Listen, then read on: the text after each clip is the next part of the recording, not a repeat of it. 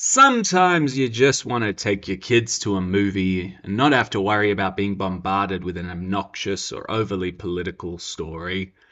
Something simple about universal values of friendship and heroism, perhaps without it being tainted with modern ideology. Mutant Mayhem ticks this box broadly. It has a few annoying quips and a character design which can best be described as weird. But it does deliver a fun experience, and with a sharp 99-minute runtime, you can get in and get out with a quick, harmless diversion. Up front, though, it was quite frustrating how they portrayed April, who, as I recall, was a martial artist and a badass. Turning her into a dowdy black girl who gets scared in front of a camera was a little subversive and painful to watch.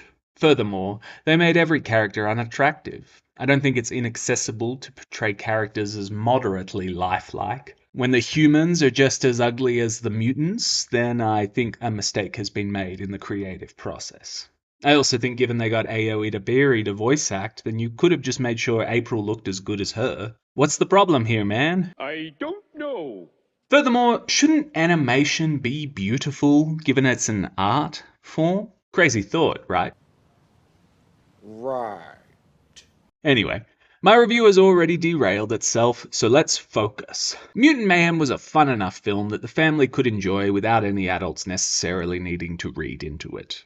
The story follows the usual beats of the Ninja Turtles. Green ooze has turned animals into bipeds with human-like intelligence. The turtles are trained to be ninjas, hence the title, by their adopted father Splinter, and there's a world-shattering event which requires them to become heroes. This involves the antagonist Superfly, voiced by Ice Cube in a role he dominates with great ease, trying to turn all the animals on Earth into mutants. He wants to do this so that they'll be the dominant species and can enslave humans who responded with fear and aggression at the sight of these unsightly creatures.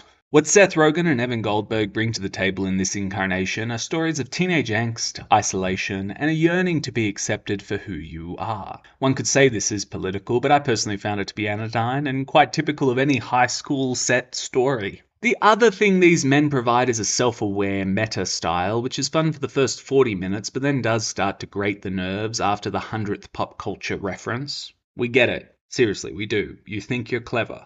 Cool. I must say that I was initially hesitant to watch the film given Seth Rogen's involvement. I thought we might have another Santa Inc. on our hands. Let's get these fucking kids some fucking presents! Good news, sir. More American kids believe in you than they do in vaccines or the Holocaust. That's great. I mean, disheartening for America, but great for us. But Mutant Mayhem was genuinely heartfelt, and there didn't seem to be a strong animosity brimming beneath the surface of the story. It is a generic animation film, though, and so while the action scenes were well made, there's never a sense that you're watching the work of a true artist. The story is also rather average, so you could have just waited for VOD, because this is a disposable picture which could have been released to streaming without a moment's hesitation. So, skip it, see it, either way your world won't change. At times, the influence of Miles Morales cosplaying Spider-Man,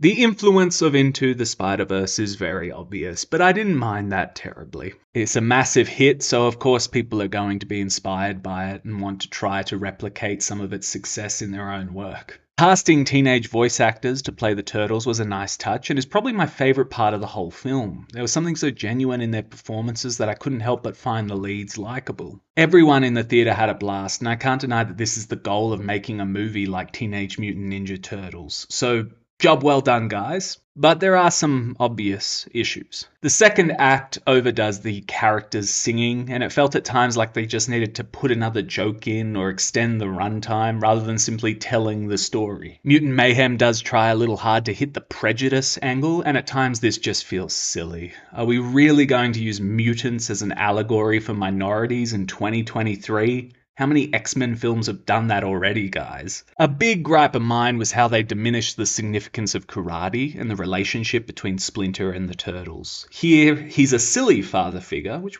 wasn't bad, but did undermine the master-student element to their relationship, which was so important in every other iteration. He used to be wise. Now, he's kind of a fool. Karate was also made to be a bit of a joke rather than a way of life that plays a part in making the Turtles into heroes. They didn't just learn to fight, they learned to think and act in a noble manner through this discipline, just like the Karate Kid. Orange, nothing. Ready? Fight!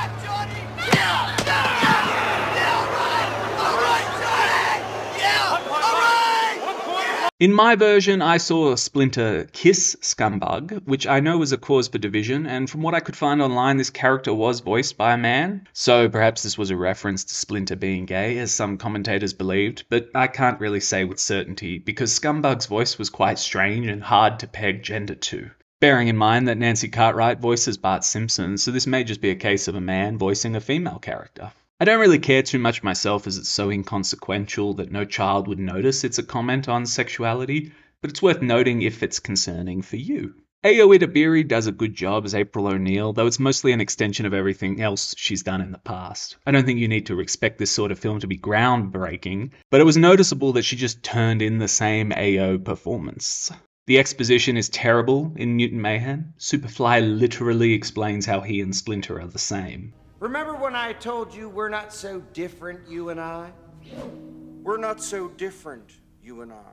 I get that this is a kids' film and the expo is needed to help everyone understand what's happening, but it still stands out as being a little over the top. Nevertheless, Mutant Mayhem is a fun and disposable film that you could go see with your family without having to worry about anything obnoxious spoiling the experience. Every character has an arc, and the writers did a good job of creating setups in the first act which pay off in the third, so it's structured well enough. I do think Seth Rogen is a very mediocre artist, but I also think he does have solid taste, and Mutant Mayhem reflects that. There's very little talent on display, but there is a good time to be had for families. It's light and forgettable, and everything works out as you'd expect. There's no need for a big and complex narrative in this case, just good vibes and a sweetheart. The only thing I would say to that is at times it doesn't feel like a Teenage Mutant Ninja Turtles film. It feels like they took that franchise and interpreted it through the modern lens. And so if you're a diehard fan of the IP, then I could understand you being frustrated with all of this. Mutant Mayhem does work for what it is. Thanks for listening.